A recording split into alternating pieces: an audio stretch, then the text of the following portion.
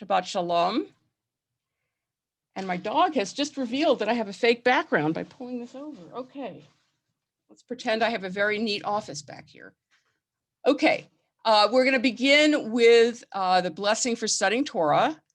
So I'm going to share my screen. Hopefully it'll be the blessing. Everybody see the blessing for studying Torah, or at least the beginning of it? I know I muted you, so how can you answer me? Here we go. Baruch atah Adonai Eloheinu melech haolam asher kitshanu b'mitzvotav etzivanu la'asok b'divrei Torah. Blessed are you, Adonai, our God, sovereign of all, who hallows us with mitzvot, commanding us to engage in the words of Torah.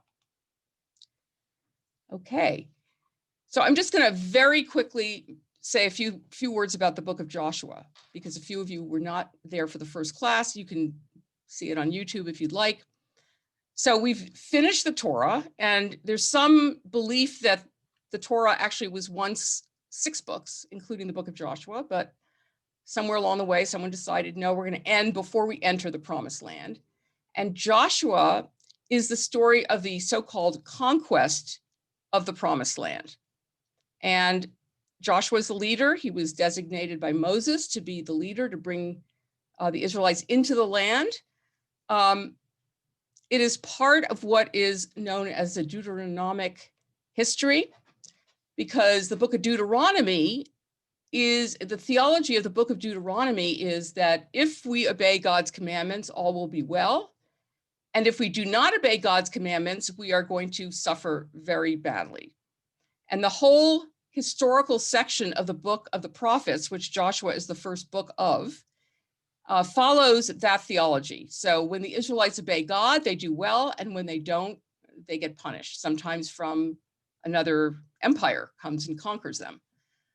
So that's really the theology throughout. Now, the book of Joshua gives us this conquest in 3 lightning military campaigns. And we take over the entire land, we kill all the Canaanites, and we take over, okay? That is not really what happened. It is a sort of idealized version of history, because when we get to the book of Judges, which is the next book in the book of prophets, we discover that a lot of the cities that were supposedly conquered are still around, and the kings are still around, and the inhabitants are still around. The belief from scholars is that the Israelite people was made up possibly of people who, were the original, Hebrews or Israelites who went down to Egypt. They, on the way to Canaan, which is the promised land, in the Torah, it even tells us they picked up a mixed multitude.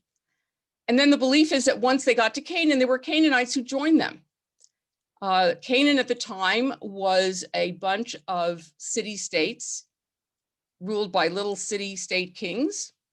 And most of the people were basically serfs. And so, the Israelites offered them a different way of living their lives. And so it is thought that they joined in, some of them anyway. As I said last week or the week before, it is somewhat disturbing to be reading in Deuteronomy and in Joshua that God tells the Israelites to kill off all the inhabitants and their things, to destroy all the things that belong to them. It is what you might call genocide, and it's very disturbing. And I said there were 3 different strategies for dealing with this. One is you don't hide it. You don't say, oh, no, our book is all about love and forgiveness and compassion. It's not. Number 2, you historicize it. We believe that these books were written by human beings, and that's how they understood God at that time. There's still people who understand God that way, who believe that God says kill people, but that's no longer what we believe. Even the Talmud says that actually God says to kill 7 specific nations, and they don't exist anymore, so this is no longer valid. And the third strategy is to not take it literally, to think of it in terms of destroying the idolatry within all of us, rather than thinking about specific nations. So we read the first few chapters, and I want to show you why I haven't been sending out too many. I did send a handout last week, which I can send to those who weren't there. But for our first class. But it was sort of general material about the book of Joshua. The book of Joshua doesn't have that much written about it in terms of discrete, articles or whatever. I mean, for Torah, there's infinite amounts of material. And so I would pick, a few things that I thought were interesting and relevant, Xerox it, send it out, or share it with you via email. With Joshua, let me just show you what I'm using. It's going to be hard to show this because it's a pile of books and they're not going to show that much, but okay. First of all, I have this, which is a sort of traditional analysis of the text from pretty much an Orthodox point of view. It's the Reuben edition of that they also print various other things, Art Scroll series, that's what it is. So that's one. Then thanks to Jane, I went back to my Robert Alter and discovered that Robert Alter, Dan Strauss was kind enough to give a whole edition of this to the temple. There are 3 volumes. This one is the Book of Prophets, which Joshua is part of. And he's got notes in here that are interesting. Then there's a lot of Christian stuff written about it. So those are the only Jewish books. I have this, which is the Book of Joshua in a series called the New International Commentary on the Old Testament. I have the World Biblical Commentary. And then I have, I can hardly pick it up, the Interpreter's Bible. So it's all little notes that I'm picking up and, copying. And so it's not something I can really Xerox the way I was Xeroxing the commentary before. So I apologize that it's not as easy. I think later on when we get to some of the other books, it'll maybe be easier. But this book, to tell you the truth, is not all that exciting. I mean, we're going to skip some of it because the first part is about the conquest of the land, and then it's about the distribution of the land. And that part of it is just naming a tribe with, what land they're getting. So that's less interesting as far as I'm concerned. But anyway, so we're going to get started with chapter 5. I believe that's where we are. Yeah. Before we get started, does anybody have any questions or comments? Okay, so I'm going to share my screen. My computer is acting up today, so hopefully it will allow me to do this. Okay, this is, nope, I don't want that. I want to move this over. Why won't it let me move it over?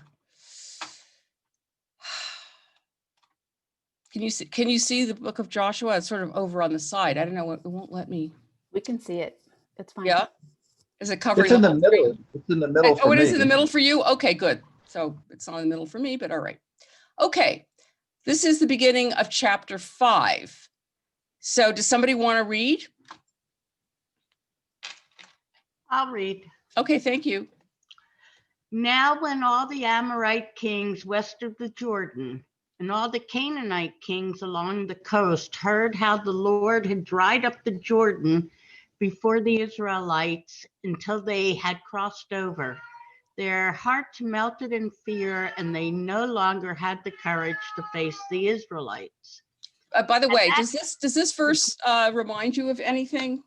That, the kings are hearing about everything that God did for the Israelites, and so they were scared. It's like Exodus. Yeah, what in Exodus? Crossing the Sea of Reeds. And who heard about all the great deeds that were done by God for the Israelites? Anybody remember? Pharaoh. Well, Pharaoh not only heard about it, he experienced it. Yeah, right. Who else said, I've heard everything that God has done for you? Remember Jethro? Oh, yeah. Yeah, his father-in-law. There are a lot of echoes here of what's in the Torah, just FYI. I think, one of the reasons I think is that Joshua is often compared to Moses. He never, rises to the level of Moses. And as you remember, Moses is described as God's servant, and Joshua is described as like an official, right? He's not at that level. But there are a lot of echoes, as you'll see, as we've already seen. Okay, please continue. Okay. At that time, the Lord said to Joshua, make flint knives and circumcise the Israelites again. So Joshua made flint knives and circumcised the Israelites at Gibeath Ha'aralot. Now, this is why he did so. All those who came out of Egypt, all the men of military age, died in the wilderness on the way after leaving Egypt. All the people that came out had been circumcised, but all the people born in the wilderness during the journey from Egypt had not. The Israelites had moved about in the wilderness 40 years until all the men who were of military age when they left Egypt had died, since they had not obeyed the Lord.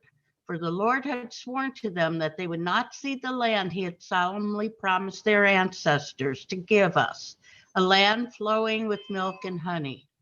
So he raised up their sons in their place, and these were the ones Joshua circumcised.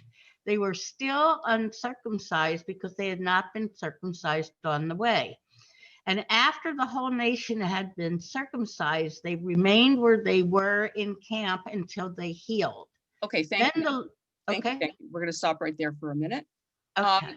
Okay, so why were these men who left Egypt not going to enter the land? They weren't circumcised. That would be a good guess. Yeah. It said they had not obeyed the Lord. Right. Remember what Right. happened? They were Anybody frightened. remember? They didn't want to go in. I'm sorry? They were frightened. They didn't want to go in. Yeah, remember God said, I'm going to take you into the land of Canaan and I'm going to give it to you. And they sent out spies and they came back and said, oh my God, we look like grasshoppers. They were giants. We can't go in. And that really made God angry because like God said, I promised this to you. So how are you now going to question, so you're not going in. Then of course, the next, they also went off and worshiped the golden calf. So it's like, all right, we're going to let you people die off because literally it's another disturbing thing. But the fact is that they still had a slave mentality, right? And so we had to get to the next generation that was actually open to having their own country. Okay, so I want to read to you the commentary about the circumcision here. First of all, do you remember who else got circumcised in the middle of the desert with a flint knife? Anybody remember? Somebody who wasn't circumcised, amazingly enough. Didn't Moses' wife circumcise? Yeah. Yeah, remember Moses apparently wasn't circumcised either. I guess they were not doing this when they were in Egypt, right? So she had to, and he almost died, remember? Yeah. And so she circumcised him with a flint knife also. I guess that's what you used in those days for this. So this is a commentary from the Art Scroll series. Since Jews consider it to be disgraceful to be uncircumcised, the Jewish parents who left Egypt were ashamed to have children who were uncircumcised like the Egyptians, although apparently the Egyptians did circumcise their kids, right? So this is based on not having, real scholarship going on here, right? And the Egyptians used to taunt the Jews saying, you are no different than us. You too are uncircumcised. Again, this is not based on scholarly research. This is based on the Art Scroll, a very orthodox approach to the text. Another reason is that the north wind, which would have fostered recuperation, did not blow in the wilderness. Although it would have been a simple matter for God to perform whatever miracle would have been necessary to make circumcision possible, God did not do so because the circumcision could have been performed later, as indeed it was, and because God does not wish to change nature miraculously unless it is absolutely necessary. In other words, I don't know what the wind has to do with circumcision, but somehow, apparently, they couldn't do it because of the wind, and God could have changed the wind and made it possible for circumcision to occur, but, God didn't feel the need at that point to change nature. The sages teach that despite the dangers, the Levites, and undoubtedly many others, braved the dangers and entered the covenant of Abraham even in the wilderness. So all of this, kind of stretches the imagination a little bit, but it's okay. You know, that's the way they understand the material. However, the failure of the rest of the nation to follow suit was never held against them. So it wasn't really their fault. It was the wind, it was being slaves, it was whatever. But now, upon entering the land, the entire nation had to be circumcised without delay, because they would soon be called upon to bring the Pesach offering, which may be done by uncircumcised men. Okay, you actually, in order to participate in the Passover ritual, you have to be circumcised, if you remember from Exodus. So you have to be circumcised, your servants have to be, anybody with you, if they want to partake of the offering, needs to be circumcised. Indeed, this chapter, very rare, is the Haftorah for the first day of Passover, because we're going to see that they're going to celebrate Passover very soon. Furthermore, Israel merited to receive Eretz Yisrael, the land of Israel, because of the commandment of circumcision. So it was important for them to carry out the commandment as soon as they entered the country. So according to the Talmud, in order to merit the land of Israel, they had to be circumcised. And I mean, the circumcision, remember, what is the circumcision about in the first place? Why is that so important? Why is it so important to be circumcised? It's the sign of the covenant between Exactly. God and the nation. Exactly, exactly. So for a couple of you who were in the Introduction to Judaism class, we did Brit Milah last week, the covenant of circumcision. And that is when God makes a covenant with Abraham, God says, you need to be circumcised and all your, males in your household. And from now on, at 8 days, your sons have to be circumcised.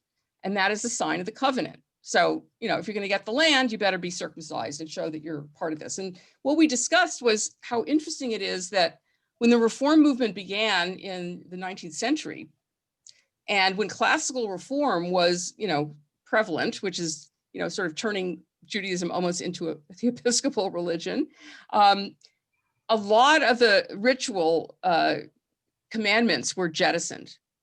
Wearing a talit, even a kippah, as I told people in my synagogue, which is Temple Emmanuel of New York, if you wore a kippah, you were asked to take off your hat. However, even though a couple of the founders of Reform Judaism considered circumcision to be barbaric, that's one of the things that just never was, stopped. They never stopped doing it. There are some people who don't believe in circumcision at this point, and Bay Area primarily, but a few other places. But overall, it's still something that's important to Jewish parents to do for their sons. So it is a very significant and important mitzvah. I think there's a typo here because it says that bringing the Pesach offering can be done by uncircumcised men. I think it should say cannot be done. Yeah. It should be cannot be done by uncircumcised men. Okay. However, to have okay, so here's the deal. They're going into the land of Canaan right now, and they're about to engage in battle. So is this the right time to circumcise all the men? Because I'm sure that being circumcised as an adult male, you're not really in any kind of shape to go and fight right after that. Remember, even Abraham, after he was circumcised, had to spend a few days recovering, right, in his tent. And God even visited him to see how he was doing, according to the Midrash. So here we are, these guys are about to go into battle and okay, it says, however, to have incapacitated the vast majority of the male population through such a surgical procedure at a time when they were endangered by hostile armies would have put lives at stake. Therefore, scripture states that there was no danger because the Canaanite nations were too frightened to attack Israel. So you remember that first verse that you read said that they had heard what God had done and they were trembling with fear. So that's convenient, right? Because now that all these men are being circumcised, they don't have to worry that the armies are going to attack them because they're scared, right? So that's really convenient. And yeah, now also to engage in war or to partake of the Paschal offering and the Passover, you have to be in a condition of ritual purity. So all of this is really important before they get started. Any questions or comments before we read on? No. Yes, Jason, please. Well, okay, so I'm missing something in the timeline. So for Abraham and his descendants, it would have been ritually done at 8 days after Abraham, presumably, like since he Yeah, was, Abraham was already like 90 or something. but then after that, we can assume that it became the ritual, right, right after birth. Right. And then are we to assume then that that stopped in Egypt? That's What the suggestion is here, that they didn't get circumcised. and it was yeah. never Or- resumed until now. You know, it's actually, I think it's not necessarily Egypt per se. I think it's because they were in the wilderness. Let me But see, just Moses left did. Egypt, we're ashamed. Yeah, no, it was Egypt and the wilderness, because apparently the Egyptians made fun of them because they were not circumcised.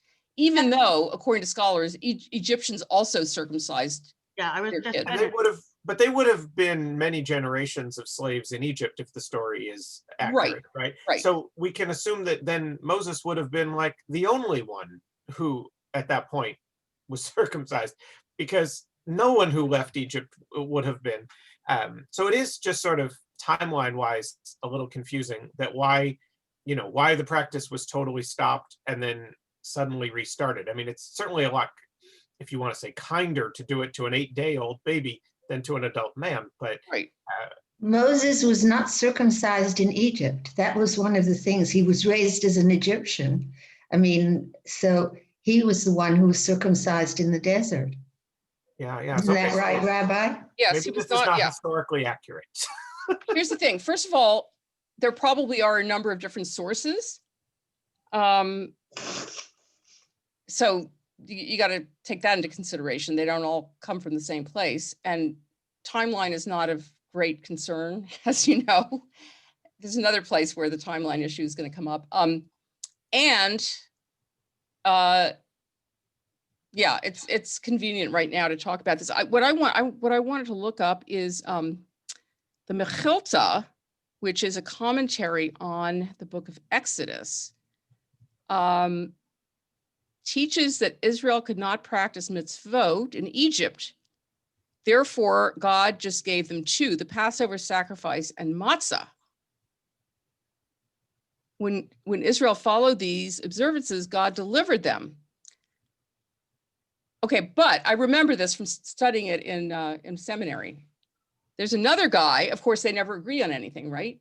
One guy says they only had two mitzvot. Another guy says, Rabbi Eliezer says, or Elazar HaKapar says that they actually had four. Okay. And What were the other two? they didn't change their name. And there's another one that I don't remember. And I was trying to look this up to see whether it mentions circumcision. But I am not finding it right now. Let's see. wait a minute. Rabbi, was it, Yeah. they didn't change the way they dressed? That might be it. Are you asking, or are you saying that you found that somewhere? I think I remember that because you said they didn't change their names. And I thought that also went with they didn't change the way they dressed. Oh, here we are. Did not change their names. Yeah, they were. Oh, they didn't change their name. They didn't change their language. Their language. Hmm. And then I guess the other two were the, yeah, so they did observe 2 or 4 mitzvot, which made them, worthy of being redeemed. But I do not think that one of those was circumcision. Rabbi, I think the issue on circumcision has to do with who was ruling Egypt at the time. Okay. So we're looking at a long period of time here, 400 years. And Egypt was conquered several times by foreign peoples. Egyptians originally did circumcise their males. Mhm. But when they were conquered, when they went through this intermediate period, that's what it's called in history, and that's what they called it, these new foreign customs would come in. Mhm. So as far as the timeline is concerned, you really need to know who's in Egypt and who is actually ruling at the time Mm. of these various periods that we're talking about. Okay, so now finally at the end of the article, it says what the 4 things were. So the Midrash presents 4 mitzvot that were observed by the Israelites in Egypt. Each contributes to maintaining a minority identity in the diaspora or under foreign rule, specifically Jewish identity under Roman rule. Avoiding intercourse or marriage beyond the Israelite community, condemnation of informants who share incriminating information with outsiders, and preserving both Hebrew names and language. So those are the 4 that this one guy says. The other guy says they observe the Passover and what was the other one? Good, wait a second. Matzah, didn't he say matzah? Matzah, yeah. The Passover sacrifice and matzah, yeah. So none of these guys think they were circumcised. So therefore, I guess it's consonant with the book of Joshua. I mean, this is what they knew, right? They knew the Bible. They did not know history, archaeology, or any of these other things. I have a question. Yeah. Didn't the Passover happen as they were leaving? Isn't that Yeah, but they're supposed to Okay. observe it every year, remember? after they left Egypt? But you're talking about when they were in Egypt. They couldn't have done Passover. Oh, I see what you're Hadn't saying. happened yet, right? Well, here's the interesting thing. In the Torah, they get the instructions for the Passover observance before they actually leave. Which is why it's a weird thing that it says that they made these matzahs because they didn't have time to let their bread leaven, because they were already instructed beforehand to eat the matzah before they had to rush out. So timeline is a fuzzy thing in the Bible. Now you would say, why did they get the instructions before they actually left? And you might suggest, if you were a scholar, you might suggest that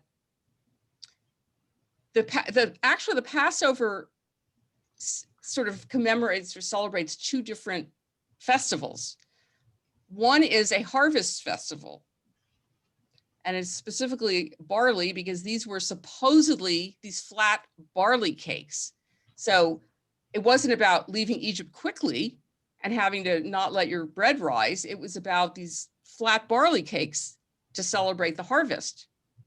And then there was also an animal, sheep's celebration. So that's why the Paschal lamb.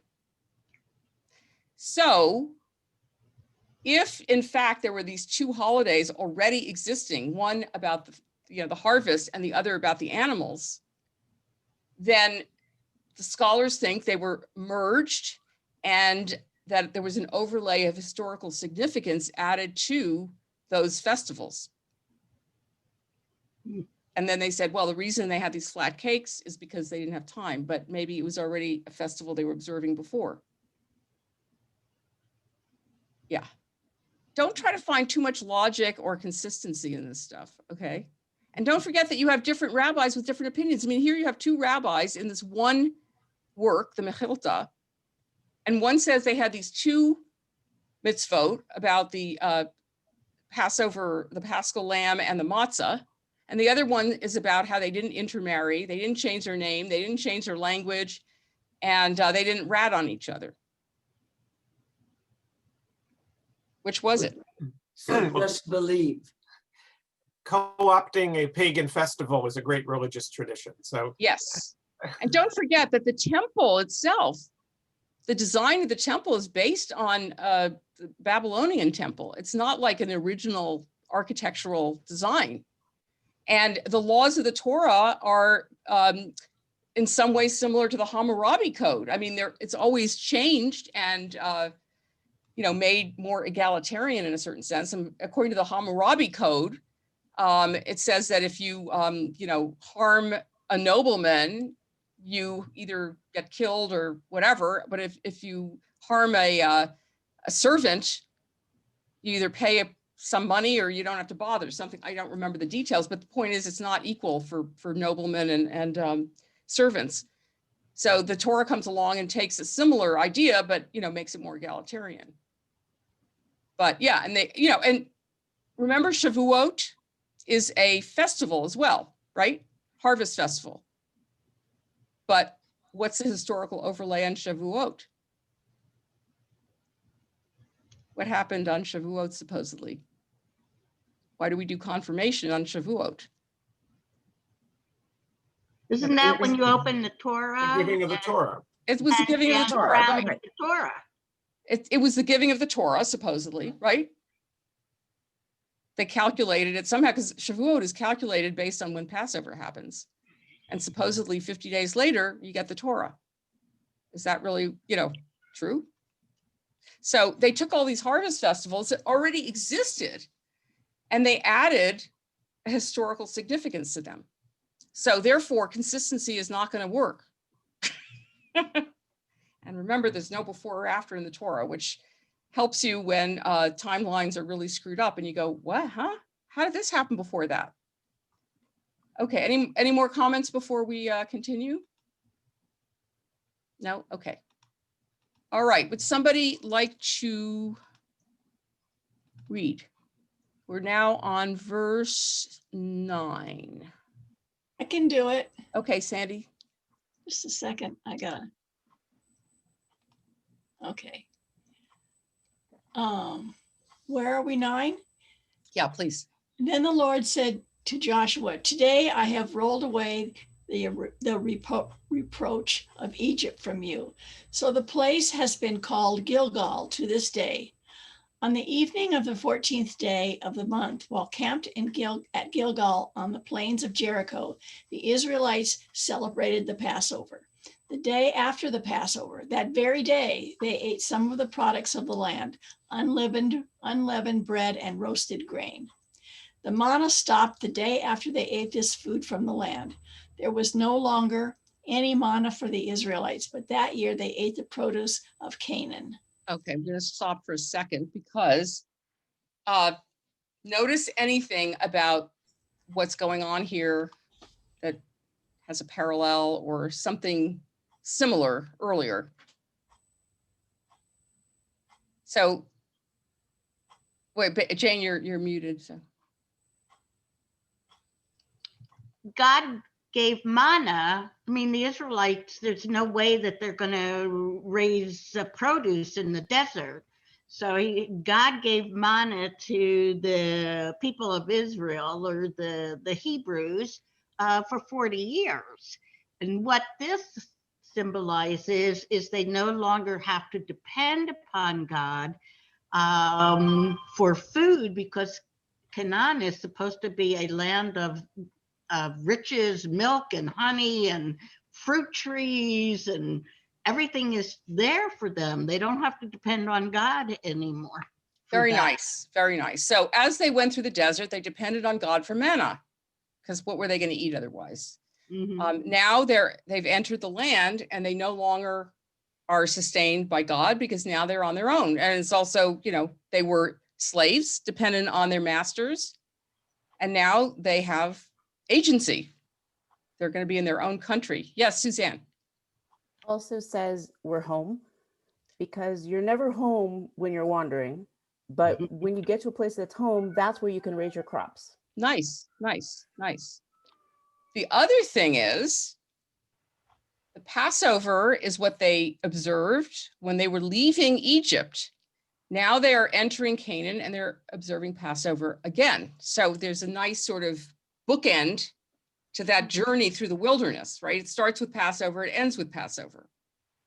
Just nice little parallels. Okay, so let's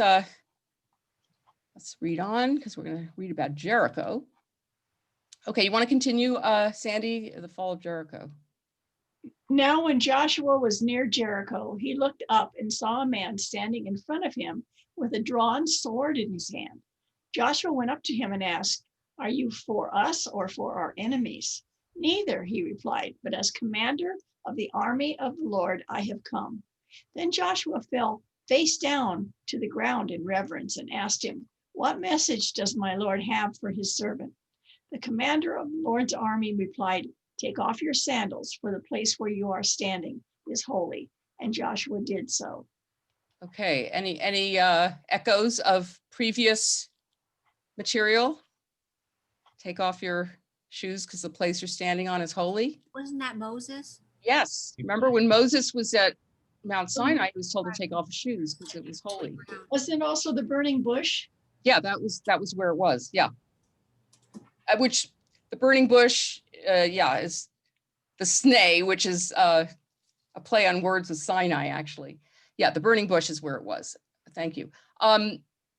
So yeah, so again, you have these parallels, these echoes of what Moses was going through. And of course, the place he's standing on is holy. I mean, the promised land is holy, right? Okay, so and anything else? Okay, we're gonna now look at what happens in Jericho, the next chapter. Okay, do you want to keep reading a little bit? Sure. Oh, I got a prayer guide. Can you get rid Oh, of that? free one even. Okay. Yes. Now the gates of Jericho were securely barred because of the Israelites. No one went out and no one came in. Then the Lord said to Joshua, "See, I have delivered Jericho into your hands, along with its king and its fighting men. March around the city once and all with all the armed men. Do this for 6 days." You moved it. Wait a minute. Have 7 priests carry trumpets of ram's horns in front of the ark. On the 7th day, march around the city 7 times with the priests blowing the trumpets.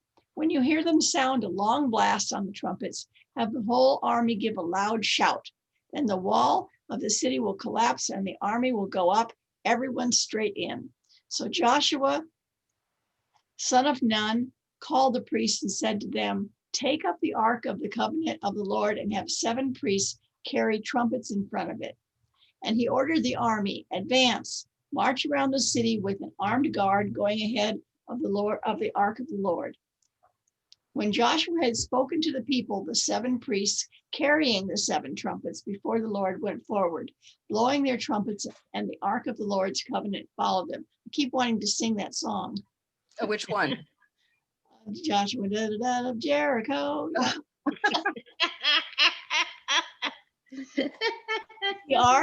The armed guard marched ahead of the priests who blew the trumpets, and the rear guard followed the ark. All the time the trumpets were sounding. But Joshua commanded the army, "Do not give a war cry. Do not raise your voices. Do not say a word until the day I tell you to shout. Then shout." So he had the ark of the Lord carrying around the city, circling it once. Then the army returned to camp and spent the night there. Joshua got up Sorry. Joshua got up early the next morning, and the priests took up the ark of the Lord. The 7 priests carrying the 7 trumpets went forward, marching before the ark of the Lord and blowing their trumpets. The armed men went ahead of them, and the rear guard followed the ark of the Lord while the trumpets kept sounding. So on the 2nd day, they marched around the city once and returned to the camp. They did this for 6 days. On the 7th day, they got up at daybreak and marched around the city 7 times in the same manner, except that on that day, they circled the city 7 times. The 7th time around, when the priest sounded the trumpet blast, Joshua commanded the army, "Shout, for the Lord has given you the city. The city and all that is in it are to be devoted to the Lord. Only Rahab the prostitute and all who are with her in her house shall be spared, because she hid the spies we sent. But keep away from the devoted things, so that you will not bring about your own destruction by taking any of them." What are devoted things? Anything precious is, as you'll see in the next verse, it'll explain. Okay. Otherwise, you will make the camp of Israel liable to destruction and bring trouble on it. All the silver and gold and the articles of bronze and iron are sacred to the Lord and must go into his treasury. When the trumpet sounded, the army shouted, and at the sound of the trumpet, when the men gave a loud shout, the wall collapsed so that everyone charged straight in, and they took the city. They devoted the city to the Lord and destroyed with a sword every living thing in it, men and women, young and old, cattle, sheep, and donkeys. Joshua said to the 2 men who had spied out the land, "Go into the prostitute's house and bring her out and all who belong to her in accordance with your oath to her." So the young men who had done the spying went in and brought out Rahab, her father and mother, her brothers and sisters, and all who belonged to her. They brought out her entire family and put them in a place outside the camp of Israel. Then they burned the whole city and everything in it, but they put the silver and gold and the artifacts of bronze and iron into the treasury of the Lord's house. But Joshua spared Rahab the prostitute with her family and all who belonged to her, because she hid the men Joshua had sent as spies to Jericho, and she lives among the Israelites to this day. At that time, Joshua pronounced this solemn oath: "Cursed before the Lord is the one who undertakes to rebuild this city, Jericho. At the cost of his firstborn son, he will lay his foundations. At the cost of his second, he will set up its gates." So the Lord was with Joshua, and his fame spread throughout the land. Thank you. Okay, this is obviously a very famous story. And song. Maybe song. more famous by the song.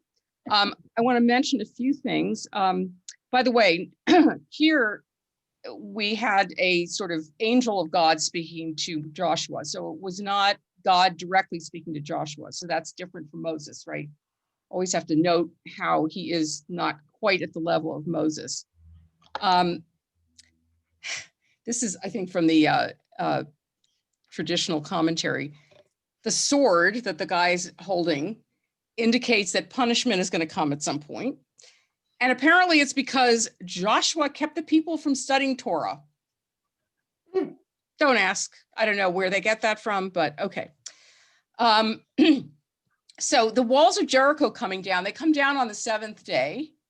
And so it's sort of an anti-creation story, right? Just like I mentioned yesterday, that the plagues are sort of an anti-creation story as well. They, one by one destroy the things that were created during the time God created the world. And here you have, the 7th day, the destruction of the walls. Now, interestingly, here's another one of these things that it's hard to reconcile. So Rahab, for those who weren't here last time, Rahab welcomed the spies into her house. She was a prostitute. So she welcomed them, which is what people did in those days. On the other hand, she's also a prostitute. These are guys. I mean, maybe she was doing a little business with them, but she basically lied to the king and, hid them and let them down out of the window by a rope, which I meant to mention last time is what Michal did when she saved King David, if anybody knows that story. And it takes quite a bit of strength to take men and hold them by a rope and hang them out the window. Okay, whatever. Now, so her house is in the wall of the city. They just destroyed the wall. How do they save her? They took her from her house. Yeah, but the walls were down first and then they saved her. Oh. So what do you think they do to try to reconcile that? Miracle. God made the wall fall around her house. Well, that's close. They say her house was in the walls, but only part of the wall fell. Oh, Okay. They think maybe there are 2 sources. This is obviously not from the traditional commentary, that maybe there were 2 sources, one about the spies and one about the walls. Who knows? That's Alter, actually, who said that. Okay, historically, by the time of the Joshua conquest, there was no walled city in Jericho, just FYI. Now, so the victory is clearly coming from God, right? This is not because of their prowess as warriors or anything else. God is the one who's letting them have this. And I'm going to read you a little more of that commentary from the traditional commentary. But one other thing that's interesting to note is that Rahab is clearly not an Israelite, but she and her family are included in the Israelite community now, which is another indication that Israel is a mixed community. It is not just Hebrews or Israelites or whatever, right? There are other people. I mean, just to even start with, all the wives of Abraham and his descendants were not Israelites either. So clearly from the very beginning, we're talking about a mixed group. Okay, so I'm going to read a couple of things from this commentary. A unique conquest. So it says, up to now, up to this 6th chapter, Israel had marched through vacant land without opposition. Jericho, the first city that had to be conquered, was defended by an impregnable wall. I mean, it's pretty hard to defeat a city that's walled, unless, you're the Roman Empire. If it could be breached, the city would fall in short order, but the order of battle was not to be conventional warfare. Instead, God commanded that Israel pursue a course that would lead to the miraculous disappearance of Jericho's wall, in order to demonstrate to Israel and Canaan alike that the hand of God was guiding the conquest. Because later on, it won't be the case. God commanded that the entire fighting force encircle the city, led by the ark and the Kohanim, who would sound the shofar. The outcome showed that if Israel raised itself to the proper spiritual level, victory would come as a matter of course. It echoed Moses' proclamation in the Song of the Sea, Hashem is master of war, his name is Hashem. One would have expected that a united Canaanite army would mass for this crucial battle to repel the invaders. That no one came to Jericho's defense was because, as Rahab had told the spies, the populace was terrified. Okay, and then Michtav Me'Eliyahu explains the symbolism of the process of shofar blowing and encirclement of the city. Shofar blasts inspire people to wake up and repent, right? That's what we do at the high holidays. We wake up and repent. And the key to Israel's success is repentance and faith in God. Okay, so the Israelites believed God, had faith in God, and therefore, hey, they did pretty well. Thus, the Jews were gradually elevated to become worthy of the great miracle. Jericho, like the other idolatrous cities of Canaan, absorbed its spiritual nurture from the forces of evil that are everywhere. That's why it was okay to destroy it. By encircling the city, the Jews symbolized that they were isolating Jericho from those evil forces, as if choking off the city from its wellspring. On the 7th day, the process was complete and Jericho was isolated from its source of spiritual survival. When that happened, its protector, the wall, sunk into the earth. This sort of open miracle was not repeated in future battles. Rather, it signaled at the outset of Israel's wars of conquest that success depended on God, rather than preparedness, strategy, or numbers. Which is interesting because, as I may have mentioned last time, throughout the historical section of the book of prophets, you have kings who stray from God, who build all sorts of altars to pagan gods, who allow foreign empires to bring their own religion to the land of the promised land. And so they get punished. But they generally are actually pretty successful politically and economically. Like Ahab, he was part of a dynasty that lasted quite a long time in the north. Whereas people like Hezekiah and Josiah, who are these, model kings who clean up the cult and clean up the temple and bring back the worship of Yud-Heh Vav-Heh, they actually are pretty bad as far as warriors or politicians. So it's kind of interesting that, I guess you have to be happy that God loves you, even if you, get killed on your way, in Megiddo, which is where, was it Josiah got killed in Megiddo? Yeah, anyway, Josiah is the one who discovered the book of Deuteronomy. Okay, the other thing I wanted to mention was that you were asking about the what was it called? The silver and gold, the precious things or whatever they called it. I can't remember what they called it. So you see that everything is under cherem. Cherem can mean that you're pushed away from the community, you're excommunicated if you're, not faithful. But cherem is also what you do with the material of the people that you've conquered. So you kill everybody, you destroy everything, But there are a few things that you keep for God's treasury, because after all, gold, silver, etc., what you're not going to get rid of that. That's going to, help sustain the temple or whatever it is that you're doing. So you're not going to get rid of that. And throughout, you'll see there are times when people don't obey the harem. They think, there are a couple good cows here. I think I'm going to hang on to them. And then they get punished for doing that. Because when you're told to destroy everything, you do it. Do you remember King Saul? For anybody who's read ahead, King Saul was supposed to destroy the Amalekites and their king. He saved the king.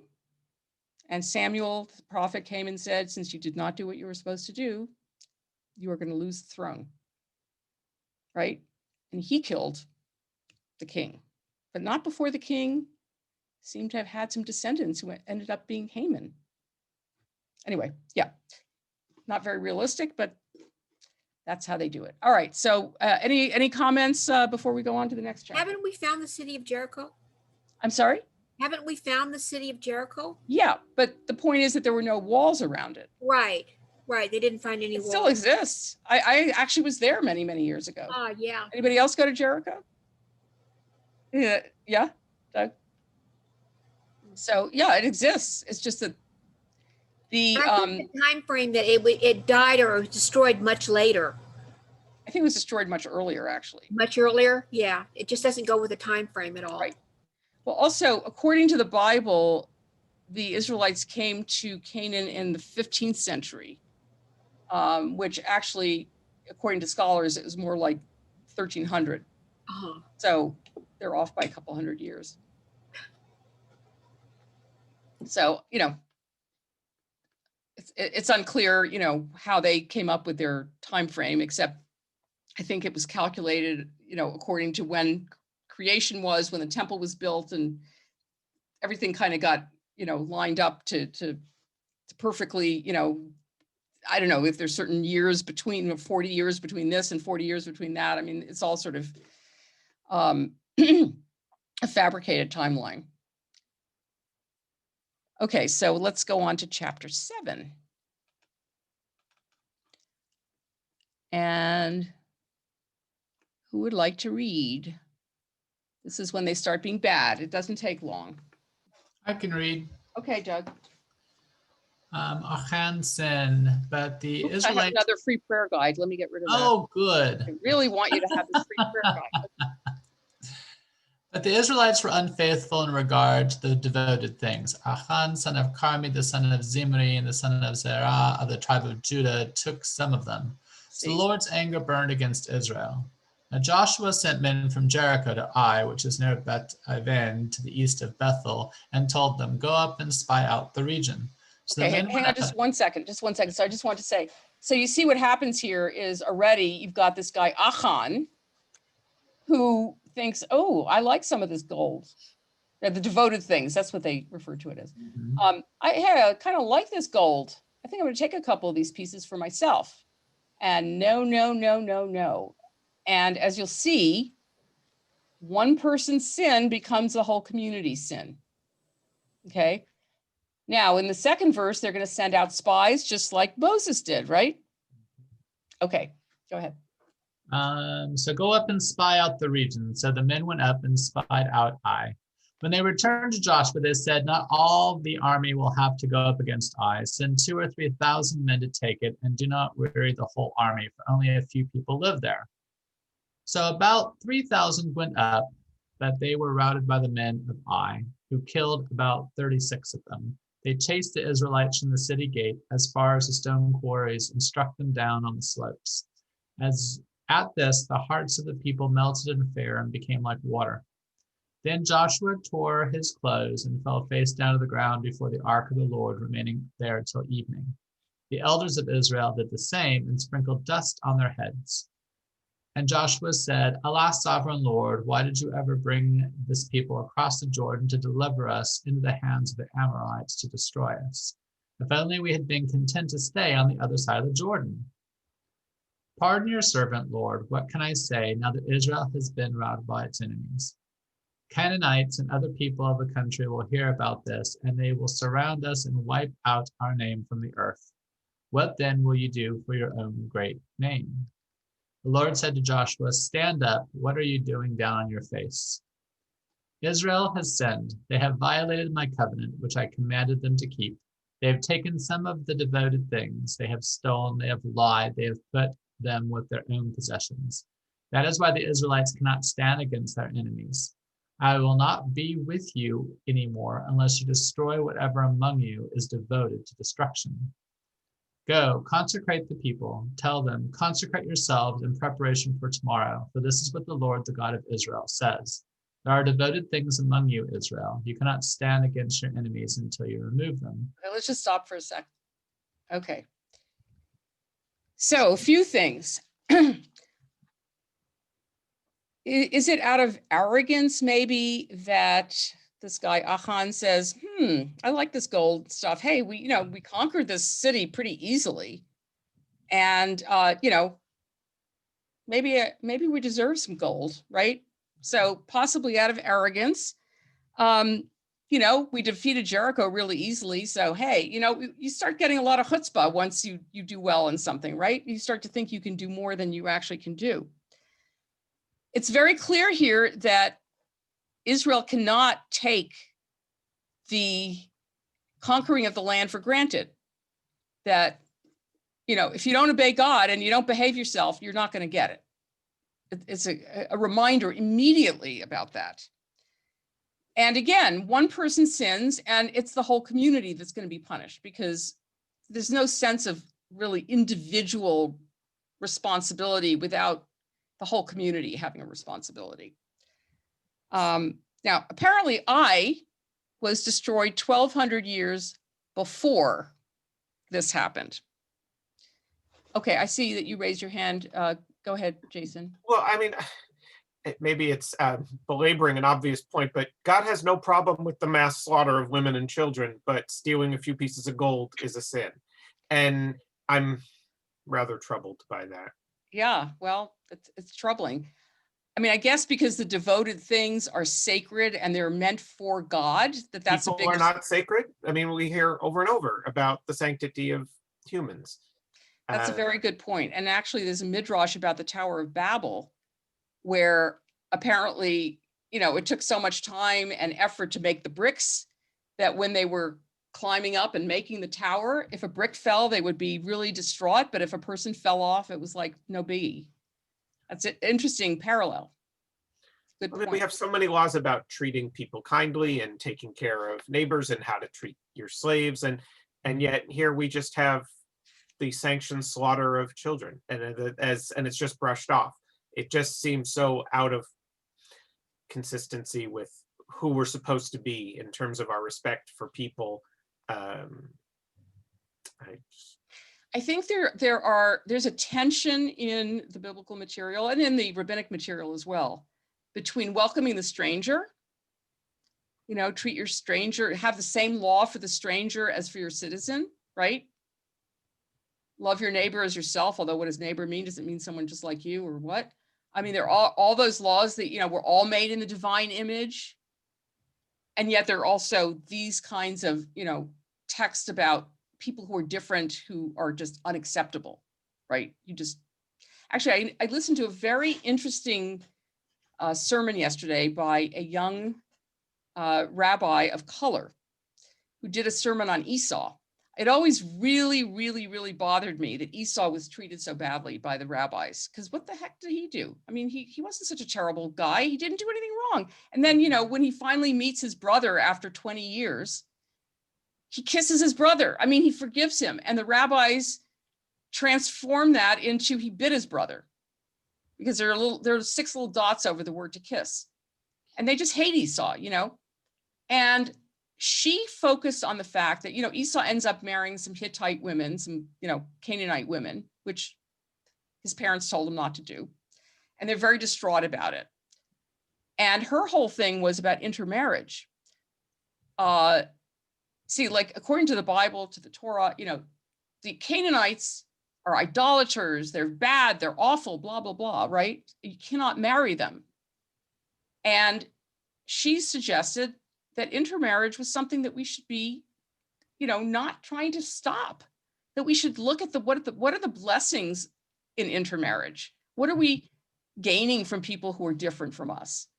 And what do we get to show them about us that, you know, they can benefit from?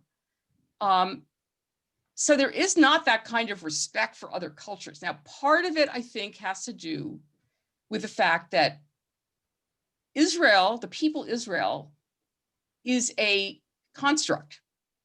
It's not a group, a racial group, or, you know, an ethnic group originally, right? It's a mixed multitude, right? As I said, they're Canaanites who joined in to become Israelites. And in order to create the new identity of these people, there's an effort in the Bible to absolutely distinguish between the practices of those who are Canaanites and those who are Israelites. So you cannot do what they do. You cut them off, you destroy them, and that's a way to create this Israelite identity. Now, again, if you think of it on a more spiritual level, you could say, okay, what inside me do I need to destroy to be a better person? You know, what do I need to really cut off? But if you think of it more sociologically, is there some way that we can learn from each other and live together rather than destroy each other? It's a tension, and it is very disturbing. As I said, you know, last time, that, you know, we really have to cope with these texts because they're very problematic. That's really what we're dealing with right now politically, that we should be trying to get along with each other. You know, we've been screaming at each other for so long. Nobody has changed anybody's mind that I'm aware of. Absolutely. And now Biden says we're going to try to get along. Hopefully. And you really have to, you know, understand the other person and listen to the other person, right? Where are they really coming from? It's a microcosm of, it's like a microcosm of actually the whole world. I mean, every country has gone through the same thing where they see the other tribal nature of another group and they go after them and they want to take their land and they kill the people off and they don't think anything of it. Yeah. So this is nothing new. I mean, this is modern. This goes on in, you know, World War II. Oh yeah. You know? Hey, the Houthis and the Tutsis. Wow. Yeah. You know, we've had so many genocides, you know, just in the last century and this century, and people killing each other, Rwanda, Cambodia, I mean, on and on and on, right?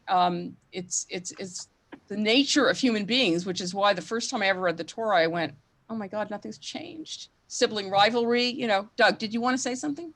Oh, no, I was just going to mention that it's also interesting when we look at the Canaanites and we look at basically all the different tribes, all the different groups in looking at the same area. When we were talking about the development as from language and ancient Hebrew, Canaanite, Phoenician, all the different components, they were all together. There's no language evidence to indicate that there was this mass conquering and just what it really looks like is a beautiful, in some ways, a natural forming integration of different groups and different people. The stories that we read, what we recognize as far as human nature was certainly present. But both the archaeological evidence, what you were talking about with Jericho and other sites, when you're looking at places that, we don't have this continuum of time, we just have Jewish time, but we're kind of moving all over the place. But there's also that evidence isn't there from a language basis either. It really shows multiple overlays and long periods of time of groups of people living together. And intermixing language-wise, which also means culture, which also means religion, which also means concepts, which also means technology, and being able to show who's the difference between us and them, who is neighbor, and I think that's a really important point because, in many respects, what we now look at from from Israel, and we look at it from a space, where the Hittites were, where the Egyptians were, this was just big conquering land between those two larger groups. And neither of them were viewed as neighbors. Even though we think of them now, for example, Egypt or Syria as neighboring nations, they weren't viewed as neighbors then. Your neighbor really were the people who were in the same small area that you were in. So I just think from a language perspective, it's interesting as well. Well, it's interesting that this is considered to be the idealized version of the conquest. I mean, it was not the conquest. As I said, when we get to the book of Judges, you'll see that this is not at all what happened, even according to the Bible. So why do they feel the need to include a book like this? And it also makes me think, when you're talking about language, about the Tower of Babel. So everybody spoke the same language. Okay, what do? They ended up rebelling against God, trying to be in competition with God. So God said, okay, I'm going to make you all have different languages and you won't be able to get together and do this anymore, which doesn't sound like such a great reason either, right? Because God got jealous of that. And again, God is not really God. It's how people understood God. But that's not so encouraging either, right? Get scattered because otherwise we're going to get together and not do good things with each other, but we're going to try to take over, running the world. All right, so let's finish that chapter. Okay, you want to keep going, Doug? Yeah. In the morning, I think it was. No, Sorry, I lost my spot. I think 14. There we go. In the morning, present yourselves in the morning, present yourselves tribe by tribe. The tribe the Lord chooses shall come forward clan by clan. The clan the Lord chooses shall come forward family by family. And the family the Lord chooses shall come forward man by man. Whoever is caught with the devoted thing shall be destroyed by fire, along with all that belongs to him. He has violated the covenant of the Lord and has done an outrageous thing in Israel. Early the next morning, Joshua had Israel come forward by tribes, and Judah was chosen. The clans of Judah came forward, and the Zerahites were chosen. He had the clan of the Zerahites come forward by families, and Zimri was chosen. Joshua had his family come forward man by man, and Achan, son of Kamri, the son of Zimri, the son of Zerah, of the tribe of Judah, was chosen. Then Joshua said to Achan, my son, give glory to the Lord and the God of Israel, and honor him. Tell me what you have done. Do not hide it from me. Achan replied, it is true, I have sinned against the Lord of Israel. This is what I have done. When I saw in the plunder a beautiful robe from Babylonia, 200 shekels of silver and a bar of gold weighing 50 shekels, I coveted them and took them. They are hidden in the ground inside my tent with the silver underneath. So Joshua sent messengers, and they ran to the tent, and there it was, hidden in his tent with the silver underneath. They took the things from the tent, brought them to Joshua and all the Israelites, and spread them out before the Lord. Then Joshua, together with all Israel, took Achan, son of Zerah, the silver, the robe, the gold bar, his sons and daughters, his cattle, donkeys, and sheep, his tent, and all that he had to the valley of Achor. Joshua said, why have you brought this trouble to us? The Lord will bring trouble on you today. Then all Israel stoned him. And after they'd stoned the rest, they burned them. Well, that's cheery. Yeah. Over Achan, they heaped up a large pile of rocks, which remains to this day. Then the Lord turned from his fierce anger. Therefore, that place has been called the Valley of Achor ever since. Which means Valley of Trouble, by the way. I meant to point something out to you. Verse 9. So Joshua, is now pleading with God, which is something that Moses did, right? The prophet is always like the intercessor, right? First admonishing people for being bad, but then going to God saying, please don't punish them. Okay, so here Joshua says, why did you, first of all, he says, why did you ever bring this people across the Jordan to deliver us into the hands of the Amorites to destroy us? Remember, that was what the people were saying in the desert, right? Why did God bring us out to the desert just to let us die, right? Now, then he's interceding. Pardon your servant. What can I say? The Canaanites and the other people of the country will hear about this, and they will surround us and wipe out our name from the earth. What then will you do for your own great name? Anybody remember this being said in some form in an earlier story? When God wanted to wipe out the Israelites, and Moses said, well, if you do that and you start over, all the other gods are going to laugh at you. Yeah, and the Egyptians are going to say, wait a minute. Yeah. He brought them out of Egypt and only just to kill them all? So in other words, you're going to wreck your reputation. Mm-hmm. Same kind of argument. You're going to wreck your reputation, right? And obviously, God's reputation is contingent on how the people behave and on their success. Okay, which is, now, why do you think they have a lot to figure out who it is? Like, I mean, the guy admitted that he did it. God knows who did it. Why do they have to do a lot, do you think? Okay, so let me tell you what some of the suggestions are. The lot underlines that it's all the people responsible for the sin. In other words, like, we're not going to just assume it's one guy. And then I love this from the traditional commentators, that if God went and ratted on Achan, he would be doing lashon hara, nasty gossip. So of course he's not going to go rat on him. Now, of course, one of the 10 commandments, thou shalt not covet, right? And that's what Achan did. He coveted the beautiful things. And then his whole family is punished. And I hate to say this, but what happens when Palestinians do something like an act of terrorism? The house gets destroyed by the IDF. They don't kill the people in the house, but they destroy their house. So not such a great echo. And then we learn from this that the divine presence is demanding. You don't just mess with God. I want to read you also about this collective sin. So this is based on Ibn Ezra, who is a medieval commentator. Offers a different explanation for the culpability of the nation. People sin when the prohibited behavior does not seem totally unacceptable. So we've seen in the last few years that we, had, sorry to say, a president who kept doing things and pushing the limits.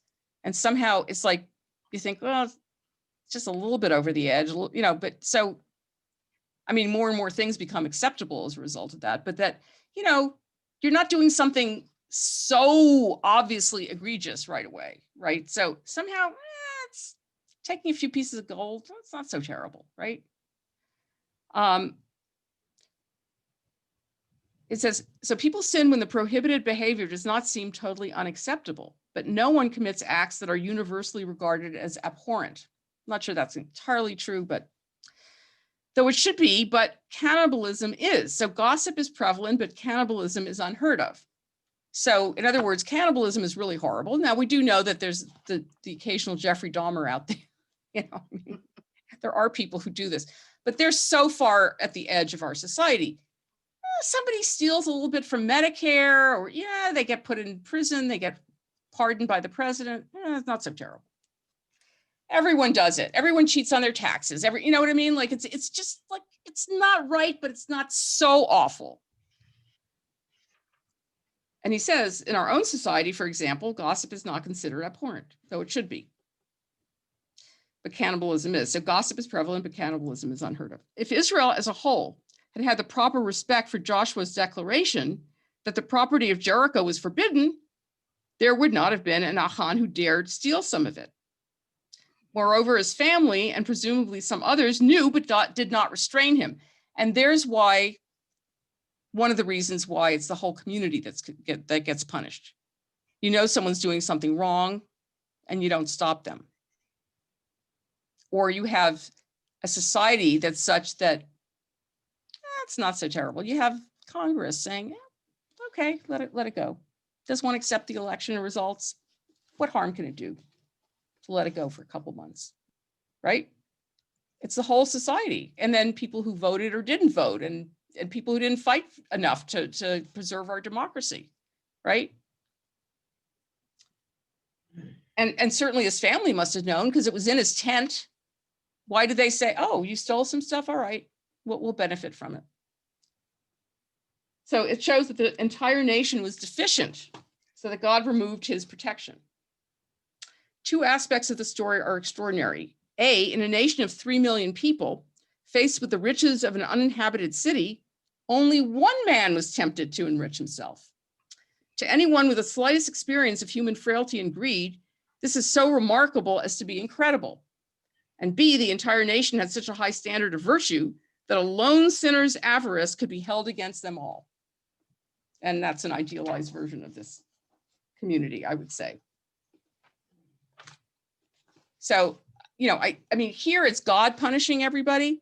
But again, as we have just experienced in our country, the US, not Canada, we got very close to destroying our democracy. And it's not because of one man. It's not because of Trump. It's because a lot of people enabled it. All the people who voted for him, all the people in Congress who just kind of, or held their nose like, okay, we can't stand the guy, but he's going to give us the judges we want. Or he's going to allow our stock market to flourish and we'll make a lot of money. Whatever the reasons were that people said it was okay. Or, people in Congress who think, oh, he's got a big base of people, like what, 74 million people voted for him this time? Well, we could take advantage of that by pandering to them too. So the whole society, is responsible. You have a problem with homelessness? Do we have a responsibility for that? I mean, we're in the richest country of the world, and we have so many people living on the streets, and we have more and more people going into poverty. And once again, I heard on the news that, first of all, the billionaires that exist in this country made $1 trillion extra since the beginning of the pandemic. And they're new billionaires. How is that possible when people are losing their homes, starving, and all of that? I mean, what kind of society are we in? How have we allowed this to happen? So we have a response. It's, the whole society is rotten on some level. I think. Anyway, maybe people want to argue with me and tell me that's not the case. So I think these are important lessons. I mean, again, no, we don't want to think of God punishing all of us and killing the whole family of, and burning them and everything, and stoning people. But it's a more sort of primitive approach to the same issue, I think. Well, the Nazis did the same thing. One Yeah. person did something, killed, and Sure. Oops, I muted you by mistake, I think. Okay. So we read this not just to say, oh, how is it that this is in our tradition, these awful, genocidal texts? Yeah, they're awful. But they also have something to teach us, I think, about our own responsibility for our own community. And coveting. I mean, the idea of coveting the gold and the silver. I mean, how many people covet? I mean, why is it that we have to have billionaires? Because the more money they amass, the more power and the more toys, what was it? David Geffen on his, I don't know how big his yacht is. It's several hundred feet. On Twitter or Instagram or something saying, oh, I'm doing okay out on my yacht during the pandemic while other people are like, dying. Anyway, okay, I'm off my soapbox. Anybody have any comments before we read a little more? Well, yeah. I wanted to say, a little earlier we were talking in what you were saying. It reminded me of a book that the book club read a couple of years ago called Stones in the River. It talked about how if you throw a stone in the river and how, all the ripples keep going forever, basically, and how during the Nazi time, the things that were happened so slowly that people didn't recognize what was going on until it was too late. And I think sometimes, in some ways, that's what happened under Trump. I'm sorry to say that one little thing after another until you look back and say, I mean, when I see Biden now, what he's doing with the pandemic, and then you realize how little was done before when you see what's being done now in comparison. So that's my soapbox. Except I would hope that we would learn something from history, right? I mean, there were many, many, many warnings about what was to come, right? Articles, books, pundits. It was very clear that this is where we were heading, and people didn't want to believe it. And luckily, we escaped for now. For now, we better be vigilant. I think someone else wanted to. Well, I had just go one ahead, thing. Jason. There was something in that last piece we read that made me think about the trait of bitachon, of trust in God, and how you see the Israelites as soon as they get in there, there's already this question of, oh no, these big horrible people are going to destroy us after all. Not very long after we were reminded again that God has promised them the whole thing, and all these people will fall before them, and they're already doubting. And it reminds me of this idea that we are, it only takes one person, but that one is just the example of losing your faith that and losing your trust that this is going to go the way it's projected. And it's because as people, we get very short-sighted. And the trait of bitachon, we are reminded, is to remember that we're not in control of the story and the end of the story, and that sometimes things that at the moment might seem quite bad might end up having a longer version at the end of the story that we may not even know, where you have to go through X in order for Y to happen. And I know some people dispute that idea, but that is sort of a Jewish idea, that we are expected to think of life as being seen as God's greater plan, and we should trust in the plan.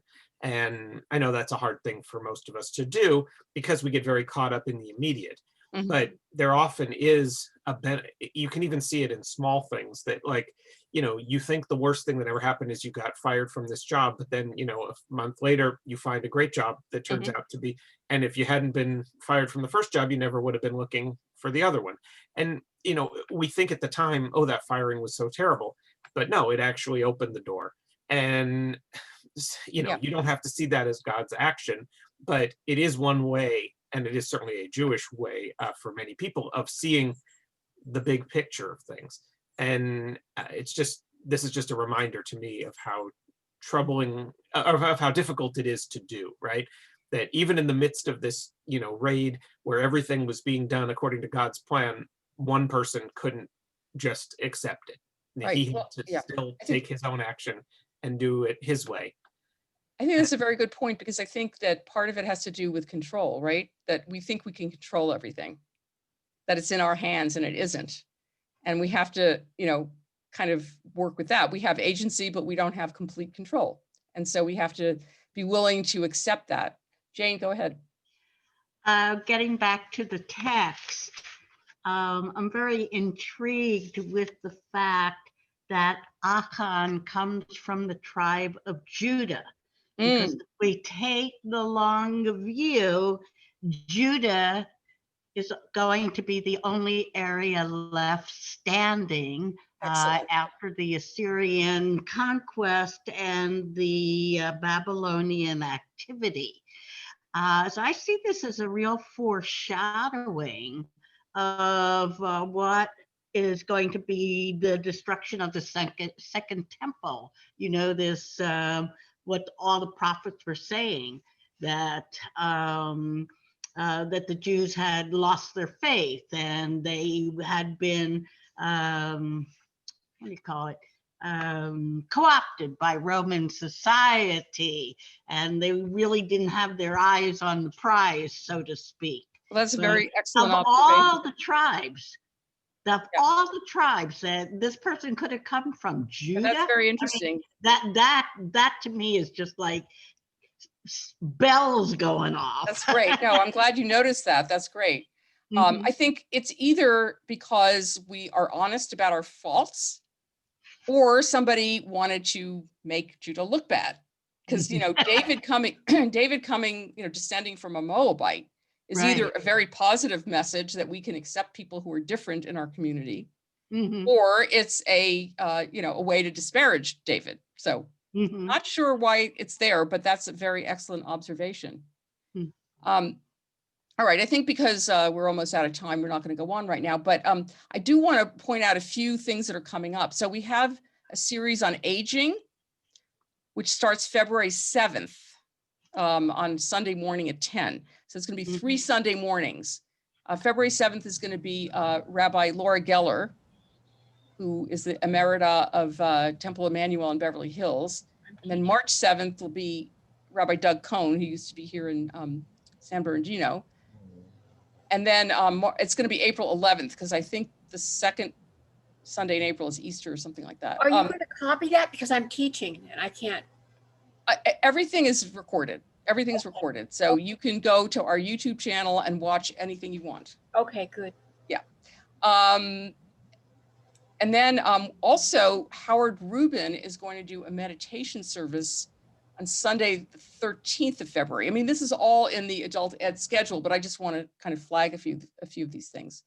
I just, there's a lot of stuff coming up. in February. So just. I have a so, question, Rabbi. Yeah. Yeah. I lost the link for about the February 13th meditation thing. I think it's on a Saturday. Did we have to register ahead of time? No. Okay, You okay. want me to send you the link? Sure. I can thank send it to you. Yeah. Or it's, I think it's, let me look, I have to look at the adult ed page. I think it's in there, but I'll make sure you have it. Thank you. Anyway. I thought it said something about registering, but maybe not. That was something else. I don't think so. That was the myth thing, the myth and that you had to register. Is that the one Myth Rabbi of Lottger is Bethany? teaching? Yeah, I think so. Uh-huh. Yeah, I included his stuff. So there's a lot going on. Also, February is Jewish Disability Month. So we're going to do a service on the 19th, focused on that. And then on the 21st, which is a Sunday also, we're going to have Cantor Steve Puzarn, who, and that'll also be in the morning at 10. He now lives in Israel, but he actually was Stephen Miller's bar mitzvah tutor.